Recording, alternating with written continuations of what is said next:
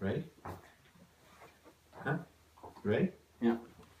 So are you going to talk or are you not going to say anything? Yeah, of course I'm gonna talk. I Okay. have to say like stupid stuff. So go ahead, just thank me for being here. Alright, thank you, Mr. Autocampo, for being here and taking your time to answer my questions. You're welcome. My first question is, what made you decide to open up your business in the first place? Let me give you a little bit of background about MCCI. So MCCI is a full risk medical provider that basically caters to seniors in the Medicare Advantage space. And what I mean by vertically integrated global risk provider is that we actually built medical centers where seniors could come and access care in one facility.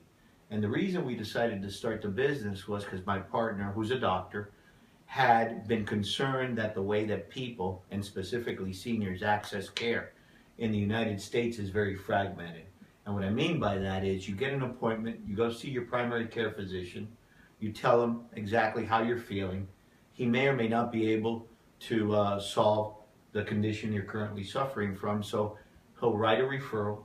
You'll go see either a cardiologist or a pulmonologist. It's not right away. You typically have to wait a week or several days at a bare minimum. And then you go to see your cardiologist and he may decide that you're going to need to take some additional tests. So he writes a referral for you to go to a diagnostic center. And then you have an echocardio exam or some other type of cardiac exam. But what I'm demonstrating there is that accessing care is very choppy and very fragmented.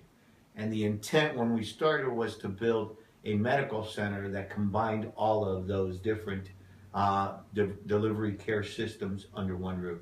So we had our primary care physicians in there, we had our specialists, we had in-house pharmacy, we had diagnostic services, we had blood drawing stations, we had physical therapy, we had dental vision. So in other words, a senior for the most part could come in and see a primary care physician. If an issue arose where he needed to see a cardiologist, he'd be referred and he'd either go downstairs or upstairs and see the cardiologist. So that's why we felt we had an opportunity. And how did you get all the capital to start up this business, all these medical centers? That's a good question, because obviously building medical centers is expensive. It's an expensive proposition. So first and foremost, we contracted with large health plans, the likes of Humana, United Healthcare, Cigna. And once we had those contracts, we were able to then turn around and go to a bank and show them our business plan that stated what we were trying to intend to do. And the fact that we already had those contracts gave the banks and investors a bit of tranquility that we were actually going to have the revenue to be able to pay back some of the loans. Okay. And once you got your business up and running, how would you advertise and promote your medical centers? So we hired a public relations firm at the very beginning, and we had multiple meetings with them, basically strategizing about what was the best advertising, and what I mean by that, the best form to reach the senior market, whether it would be TV, bus benches, advertise at health fairs, etc. So we spent probably the better part of a month doing focus groups to try to determine how and what would be the best advertising for us. And, not surprisingly, we did a little bit of everything. We advertised on TV, on the radio, and through other mediums. Okay, more into advertising. Your company has a website? It does. It does? And who maintains that website? So we have a third-party provider that maintains. We've got our own internal IT department that does the regular day-to-day maintenance of the website, but for the design, the navigation through the website, etc., we hired a third-party company that just specializes on website design, navigation through it, because we wanted to make it as customer friendly and user friendly as possible. And have you seen any improvement in your business since the website? Absolutely. We weren't quite sure whether seniors would actually access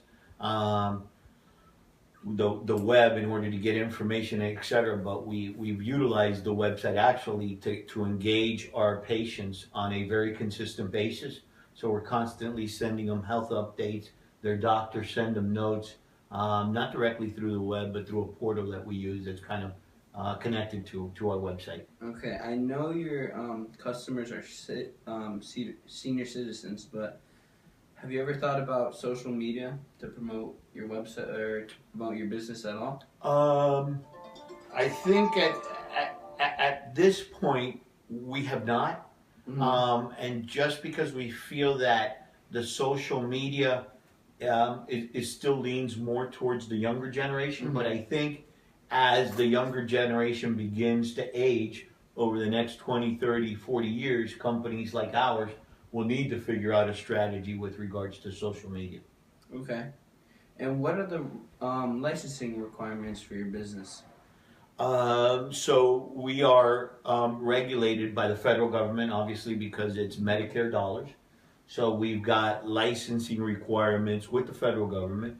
We also, since we own and operate medical centers that deliver care, we write prescriptions. We need a pharmacy license because we actually dispense medication. And we also need a license from a state agency called ACA. And ACA is basically the health agency in the state that regulates the cleanliness, the protocols and procedures that medical centers and doctors need to follow in their facilities. Okay, perfect. Going into personal and human resources, how long do you train your newly hired employees, and how long does it take for them to get experience on the job? So that's a very challenging area in our business, as probably most businesses, is recruiting the right talent and then training them. When we hire an individual, they go through a general 8-hour training session on MCCI, its cultures, what we expect for the first 8 hours. And then subsequent to that 8 hours, we have 3 days dedicated to specific department training, where we actually train, whether it be a driver in the transportation department, we'll train them, with the etiquette, how to treat patients on wheelchairs that are less mobile than others. So there's specific training for the specific department. And then finally, on the last day, we actually take all of the employees that are new hires out to the medical centers. We'll usually tour 2 or 3 medical centers to let them have a feel of the actual conditions out of the medical center. So it's about a week process. Okay, and do you offer any incentives to those employees at all in your business? You mean bonuses? Yeah, just incentives.